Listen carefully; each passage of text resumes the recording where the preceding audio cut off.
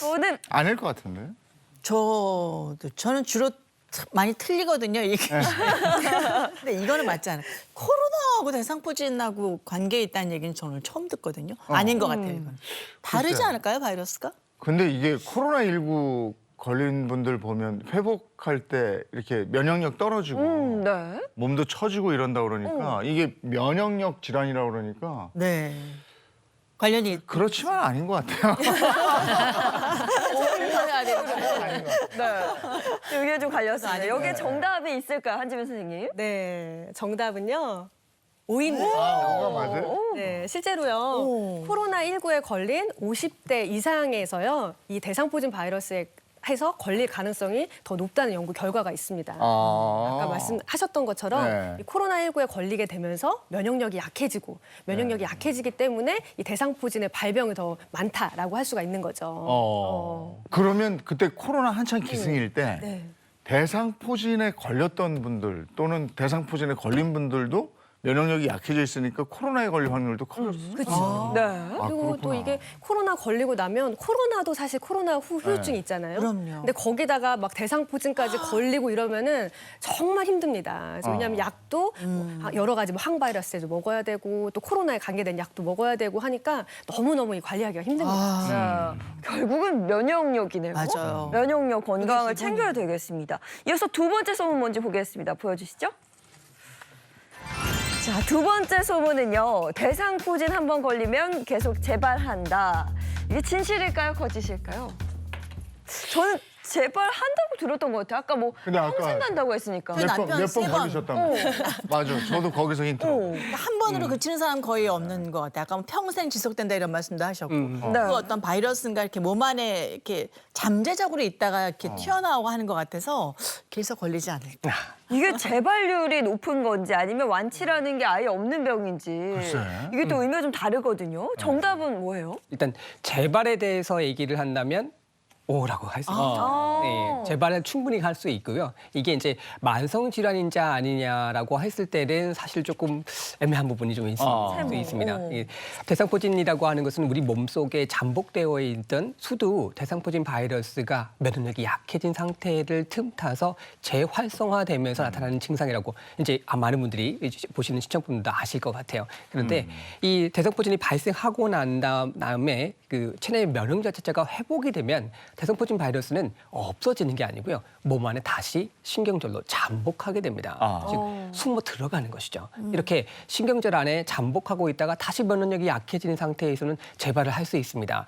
일반적, 경험적으로 저희 의사분들이 얘기할 때는 한 5년 이내까지는 특별하게 문제 없습니다. 말씀을 드려요. 그래서 5년 이내 재발되지 않는다라고 말씀을 드리는데 몸이 많이 약해지신다든지 면역력이 좀 급격하게 떨어지는 어떤 다른 질환이 생기셨다든지 암성 질환이라든지 이런 것이 발생하게 되면 당연히 재발하고 나타나실 수 있게 됩니다. 특히 문제가 되는 것이 이 대상포진이 나타나고 난 다음에 나타나는 합병증으로 나타나는 통증이라고 할 수 있습니다. 이 통증은요, 한 번 나타나게 되면 1개월에서 6개월까지 그 증상이 지속되기도 하고요. 심지어는 수년, 아예 평생 동안 따다르면서 괴롭힐 수도 있습니다. 그러니까요. 잠복했다가 다시 나타나고 잠복했다 나타나고 이거 어떻게 하면 좋을까요? 지겹게 쫓아다니는 짝사랑하는 남자 같네요. 지쳐요. 그러니까요. 네, 재발하지 않도록 일단 제일 중요한 게 면역력이잖아요. 이 면역력을 잘 챙기는 습관을 가지시는 것이 무엇보다도 중요하겠습니다. 네, 알겠습니다. 다음 소문 보겠습니다. 대상포진은 전염성이다. 전염성이다?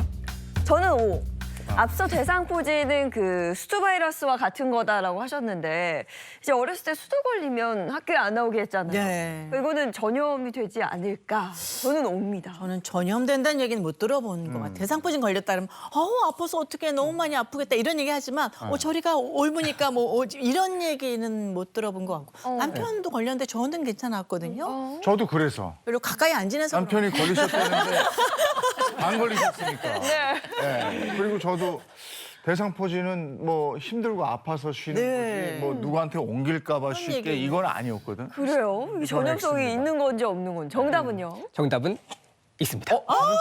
전염이 돼요. 예. 아 진짜 두 분이 안 가깝구나. 각방 쓰고 예, 따로 놀기 때문에 이렇게 물론 그 전염성이 아주 강하지 않기 때문에 대상포진을 앓고 계신다 하더라도 통증이 있고 난 다음에 뭐 딱지가 이제 수포가 발생됐다가 딱지가 가라앉고 이런 상태에 있어서는 크게 전염성이 없다고 보실 수 있거든요. 이 상태에서는 나타나지 않습니다. 그래서 대상포진 전염성을 이렇게 설명하려고 하면 수두하고 대상포진 반응에서 나누어서 좀 짚어보실 필요가 좀 있어요. 우리 어렸을 때 걸리는 수두 같은 경우는 호흡기로도 전염이 가능합니다. 그래서 이 반아이가 한번 걸리게 되면 주변에 있는 아이들이 다 동시에 걸릴 수 있죠. 물론 수포로서도 바이러스가 활성화되기 때문에 그걸로서 옮겨갈 수 있고요. 그런데 이 대상포진 같은 경우에 있어서도 수포가 생기는 상황, 그게 생겨져 있다면 바이러스가 활성화되어 있다고 볼 수 있습니다. 그래서 이 수포를 통해서 옆에 있는 사람한테 옮겨갈 수 있거든요. 근데 그런 경우는 사실 많지는 않지만 아예 없다고 할 수 없고 전염성이 아주 약하다라고 할 수 있겠습니다. 그러면 수건 같은 것도 좀 따로 쓰는 게 좋고 그럴 때는 밥도 좀 따로 먹고 약간 거리를 더 두는 게 좋고 아, 이게 전염성이 있긴 있군요. 근데 면역력이 강한 네. 그냥 일반인 네. 괜찮은 거죠? 아, 네. 근데 이제 그 건강한 일반인이 어떤 사람냐에 따라 좀 다를 수 있어요. 아. 그러니까 이 건강한 일반인이 만약에 이전에 수두에 걸렸던 적이 있던 사람이라고 한다면 이 사람은 대상포진이 걸린다고 한다면 자기 신경절에 있는 그게 다시 활성화돼서 걸릴 거 아니에요. 근데 만약에 이 사람이 수두에 걸린 적이 한 번도 없는 사람이라고 한다면 옆에 대상포진 걸린 사람이 있으면 이 사람은 수두로 옮을 수가 있습니다. 그래서 이게 이제 만약에 할머니, 할아버지들이 대상포진에 걸렸는데 수포가 막 이렇게 있는 상태에서 어린아이를 볼 때 있잖아요. 그럼 어린아이가 그 수포를 만지게 되면 이 아이가 수두가 걸릴 수가 있는 거죠. 네. 자,